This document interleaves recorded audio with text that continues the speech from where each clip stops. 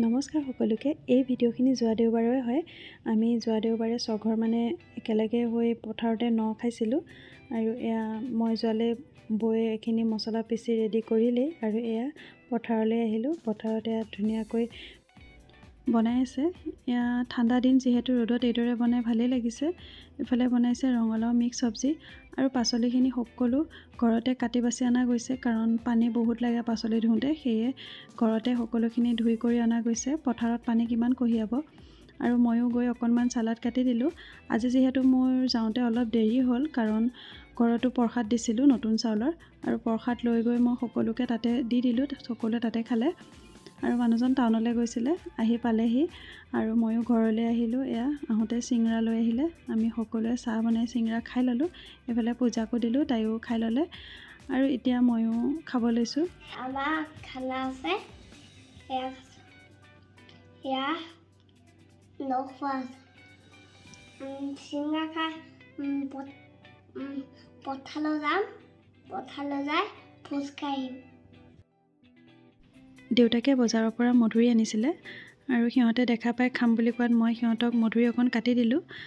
আৰু সিফালে পথাৰত বনোৱা সকলোখিনি ৰেডি হৈ গ'ল আৰু ময়ো সিহঁতক খাবলৈ দি পথাৰলৈ বুলি গ'লোঁ। এয়া হাঁহ কোমোৰা আৰু এয়া হৈছে কাঠ আলু, বিলাহী, মাছ।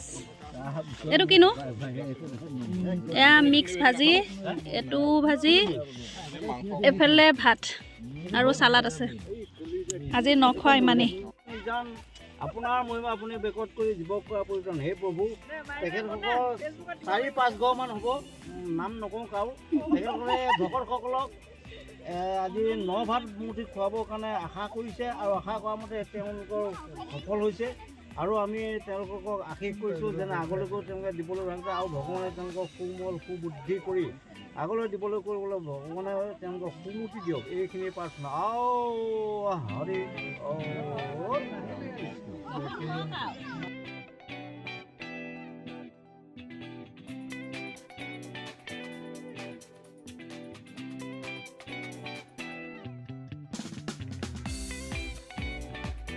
কেনেকুৱা হৈছে খাবলৈ? ধন্যবাদ। খাবলৈ কেনেকুৱা হৈছে? ভাল লাগিছে? মাংসটো ভাল হৈছে নে মাছটো বেছি ভাল হৈছে? জ্বলা আছে। আৰু মাছটো অকণমানহে ভাল আছে ন? ল'ৰা ছোৱালীখিনিয়ে খাই আছে আৰু এইফালে বৌহঁতে বহি ভাগৰ মাৰিছে। ৰাতিপুৱাৰ পৰা কাম কৰি কৰি ভাগৰ লাগি গৈছে। আৰু চবেই এই বাৰীখনৰ ফালে কেলৈ চাই আছে গম পাৰিছেনে? এই বাৰীখনতে ৰাতি হ'লে হাতী সোমাই থাকেহি, সেইকাৰণে চাই আছে। আমাৰ ইয়াত পূৰা হাতী ওলাইছে এইকেইটা দিন। আৰু এয়া শেষত সখীহঁতো আহিলে, তেওঁলোকৰ কিবা কাম আছিলে, সেয়ে আহোঁতে অকণমান পলম হ'ল।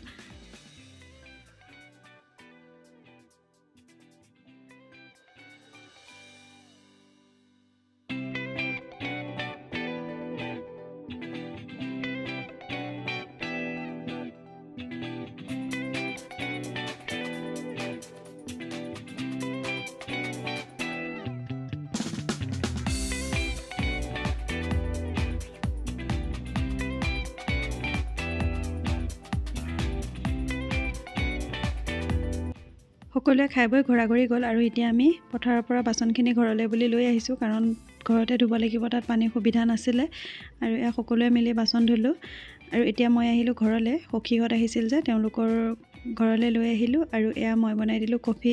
তেওঁলোকে নাখাওঁ বুলিয়ে কৈছিলে, কাৰণ ভাত খোৱা অকণমান দেৰি হ'ল যে। মই জোৰ জবজ কৰাত অকণমান কফিকে খালে। এয়া সখীহঁত এতিয়া ঘৰলৈ বুলি ওলালে আৰু ময়ো আহিলোঁ মাৰ ঘৰলৈ।